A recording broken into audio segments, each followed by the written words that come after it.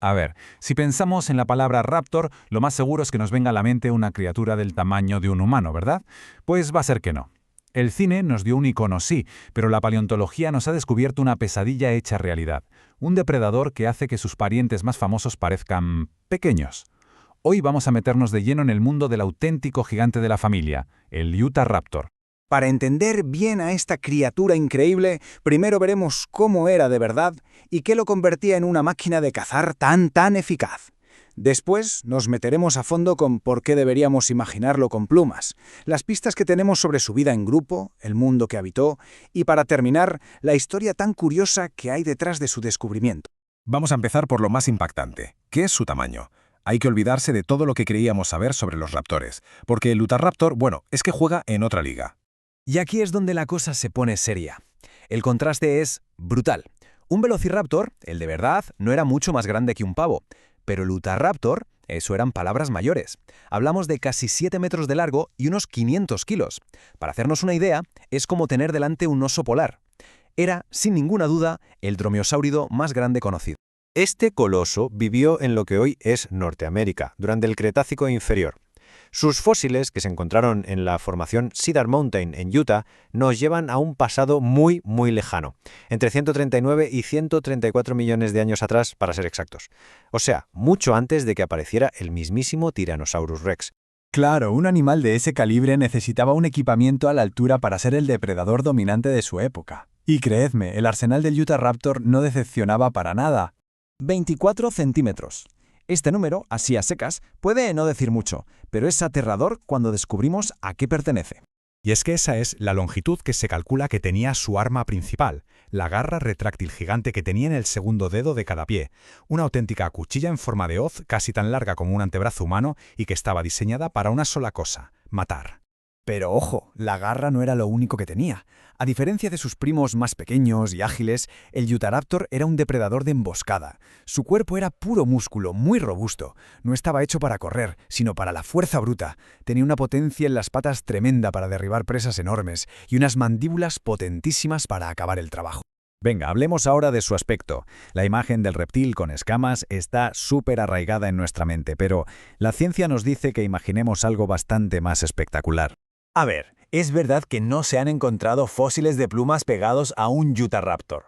Pero los paleontólogos usan una cosa que se llama evidencia filogenética. Es pura lógica evolutiva. Si los miembros más antiguos y primitivos de una familia tienen un rasgo, lo más probable es que sus descendientes también lo tengan. Así que la pregunta es bastante sencilla. Sabemos que otros dromeosáuridos, mucho más antiguos como el Microraptor, estaban cubiertos de plumas. Y no unas plumas cualquiera, sino plumas complejas en brazos y piernas. Entonces, Pues la conclusión a la que llega la comunidad científica es casi inevitable. Es prácticamente seguro que el Utahraptor también tenía plumas. Obviamente no para volar, con ese peso era imposible, sino para exhibirse, para mantener el calor o para proteger a sus crías. Así que hay que cambiar el chip. No era un lagarto gigante, sino más bien un pájaro de pesadilla. Pero la historia del Utahraptor se pone todavía más interesante. Hay un descubrimiento absolutamente extraordinario que nos ha dado pistas sobre cómo podían vivir y cazar estos animales.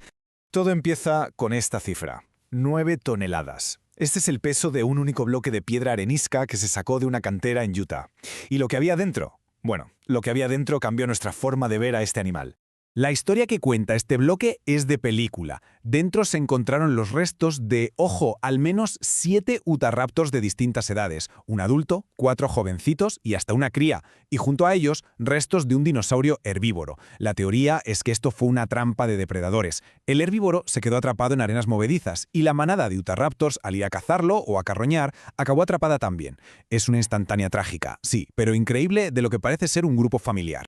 Para entender al depredador hay que entender su mundo, como era el entorno donde el Utahraptor era el rey indiscutible. Pues el ecosistema del miembro Yellowcat era un lugar bastante peligroso. El Utahraptor compartía su casa con presas que eran un verdadero reto, como los saurópodos gigantes tipo Cedarosaurus, los grandes iguanodóntidos e incluso el Gastonia, que era un dinosaurio acorazado. También había otros depredadores más pequeños por ahí, pero vamos, ninguno le hacía ni sombra al Utahraptor. Él estaba en la cima de la cadena alimentaria. Y su mundo no era una selva tropical, ni mucho menos. Era un paisaje semiárido, con bosques que crecían cerca de los ríos, pero también con muchas zonas abiertas. Tenían una estación de lluvias muy corta, y por lo que parece, los incendios forestales eran bastante comunes. Un entorno duro, vaya, donde solo los más fuertes podían salir adelante. Y para terminar, como pasa con muchos grandes descubrimientos, la historia del Utahraptor tiene un lado humano muy curioso, empezando por su propio nombre. Parece una broma, pero es totalmente cierto. Al principio se propuso llamarlo Utahraptor Spielbergi, sí, en honor a Steven Spielberg, con la idea de conseguir financiación para la investigación. Pero al final el acuerdo no llegó a buen puerto. Así que oficialmente se le llamó Utahraptor Ostromacy, en honor a John Ostrom, un paleontólogo clave en el renacimiento de los dinosaurios, y a Chris Mace, un pionero en la robótica de dinosaurios. Su presentación en sociedad fue sorprendentemente discreta.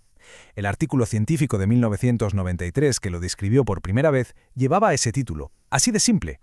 Pero su impacto fue gigantesco, porque demostró que la familia de los raptores no solo estaba formada por cazadores pequeños y ágiles, sino también por gigantes brutales que cambiaron por completo las reglas de lo que significaba ser un superdepredador. Y la investigación desde luego no ha terminado. Sabemos que era enorme, casi seguro que tenía plumas y que es muy probable que cazara en grupos familiares. Pero mientras los científicos siguen estudiando con lupa ese increíble bloque de 9 toneladas, queda una pregunta flotando en el aire. ¿Qué otros secretos sobre la vida de este depredador definitivo están todavía ahí, esperando a que los descubramos?